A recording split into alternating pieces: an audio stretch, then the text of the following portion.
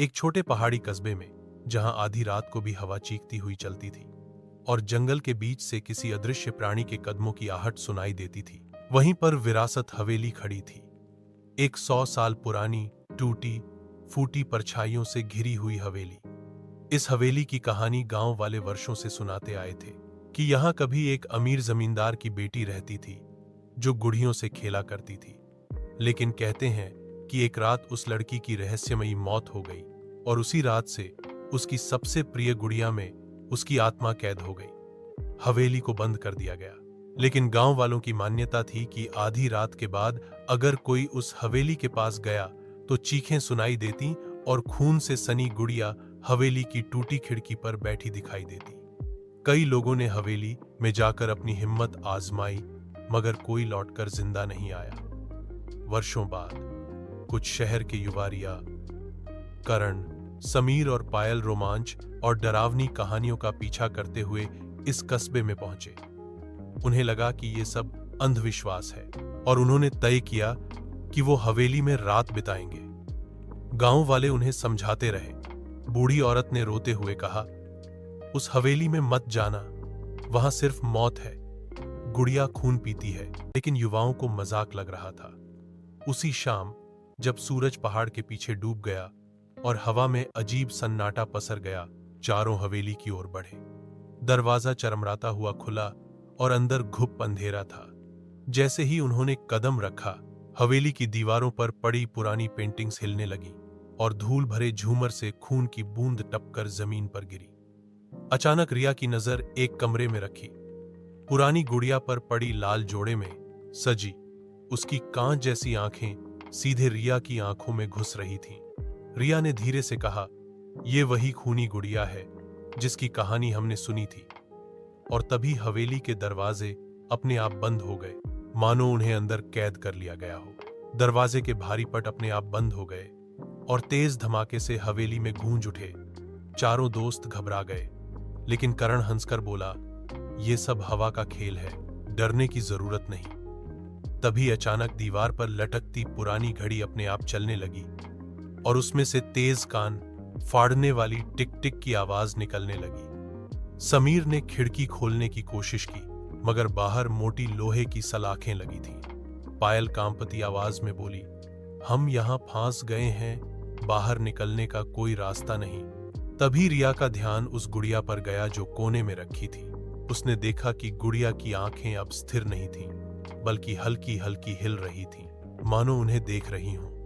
गुड़िया के होंठों पर हल्की सी मुस्कान उभर आई और अचानक बिजली चली गई। हवेली में काला अंधेरा छा गया।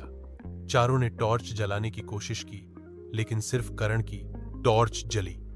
उसकी रोशनी में उन्होंने देखा कि हवेली की पुरानी दीवारों पर खून से अजीब चिन्ह बने हुए थे, जैसे किसी ने वहां पूजा की हो। पायल घबराकर बोली, यह हवेली साधारण नहीं है, यह कोई तांत्रिक जगह है। अचानक कहीं से बच्चों की हंसी गूंज उठी और फिर कदमों की आहट पूरे हॉल में फैल गई। आवाजें पास आती जा रही थी। करण ने टॉर्च घुमाई तो उन्हें सीढ़ियों पर कोई परछाई दिखाई दी। एक छोटी लड़की लाल कपड़े पहने धीरे धीरे नीचे उतर रही थी, मगर जैसे जैसे वो पास आई, उनका दिल बैठता चला गया। वो कोई लड़की नहीं थी, बल्कि वही गुड़िया थी जो अब इंसानी आकार में चल रही थी। उसकी आंखें खून से भरी लाल थीं और उसकी हंसी गूंजती हुई दीवारों को हिला रही थी।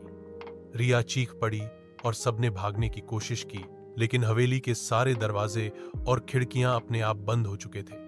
तभी गुड़िया की आवाज गूंजी, तुम्हें यहां से कोई नहीं बचा सकता, अब तुम सब मेरे खेल का हिस्सा हो। और अगले ही पल झूमर जमीन पर गिर पड़ा और हवेली कांप उठी, जैसे किसी अनदेखी ताकत ने उसे हिला दिया हो। झूमर के गिरते ही हवेली का पूरा हॉल धूल और कांच के टुकड़ों से भर गया। चारों दोस्त किसी तरह बचकर कमरे के एक कोने में जा खड़े हुए।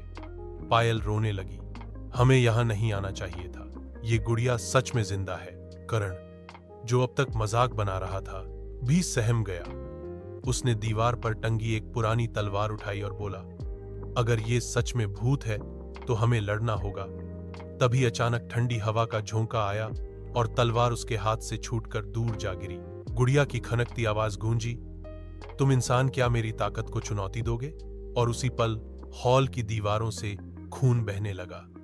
खून से बने अक्षरों ने खुद शब्द बनाना शुरू किया।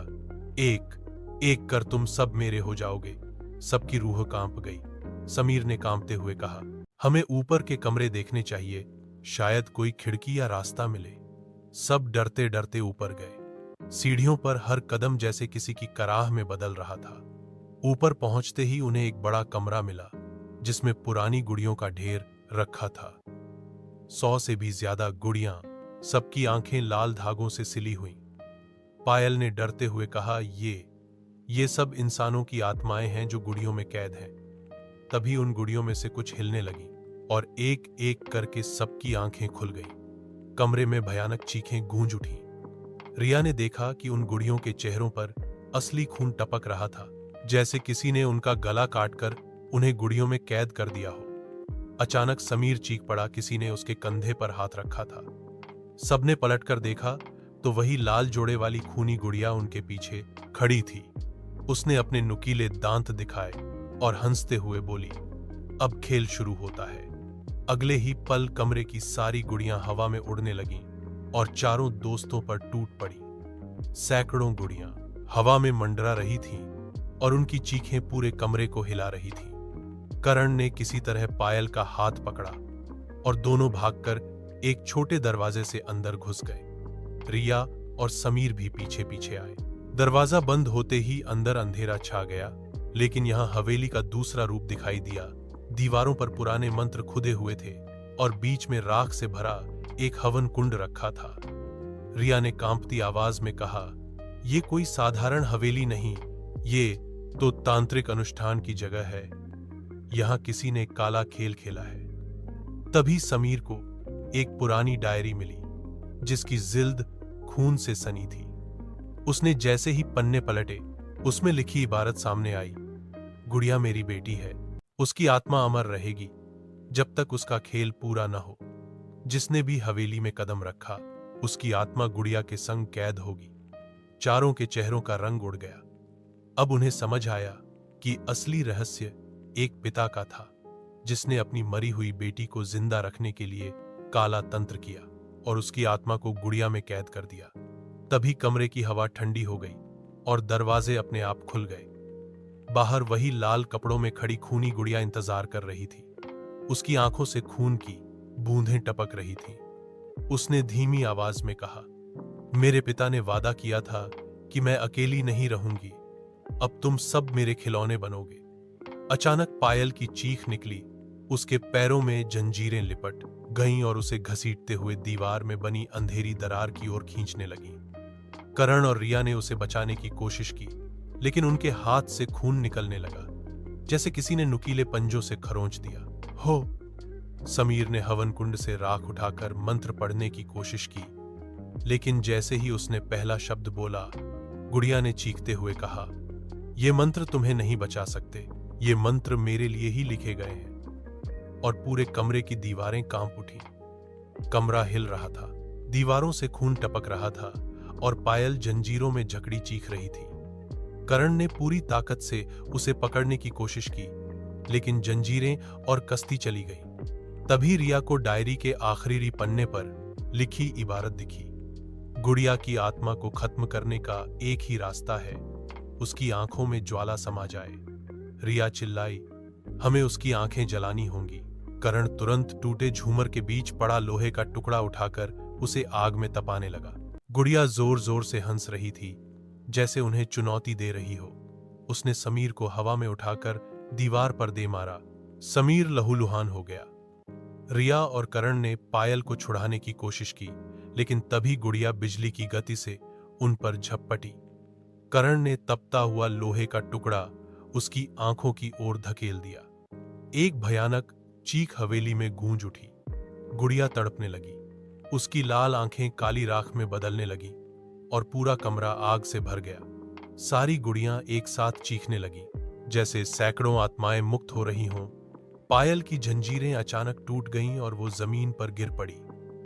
रिया ने समीर को संभाला और सब भागते हुए नीचे की ओर दौड़े। हवेली अब जोर जोर से कांप रही थी, जैसे जमीन में धंस जाएगी। भारी दरवाजा किसी चमत्कार की तरह अपने आप खुल गया और चारों लड़खड़ाते हुए बाहर निकल गए।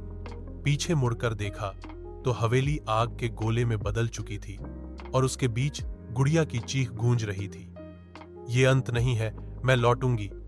फिर हवेली राख में बदल गई। सुबह का सूरज उगा, गांव वाले भागते हुए आए। उन्होंने चारों को जिंदा देखकर हैरानी जताई।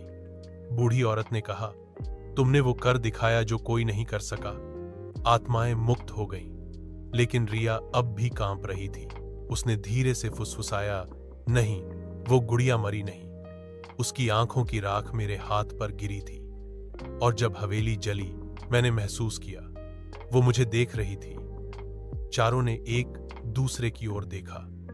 हवा में फिर वही ठंडी सनसनाहट उठी।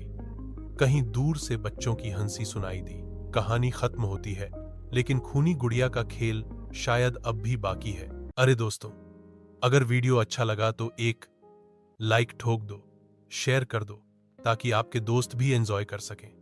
और हाँ, सब्सक्राइब करके परिवार में शामिल हो जाओ, क्योंकि यहाँ रोजाना नई नई कहानियां मिलती हैं।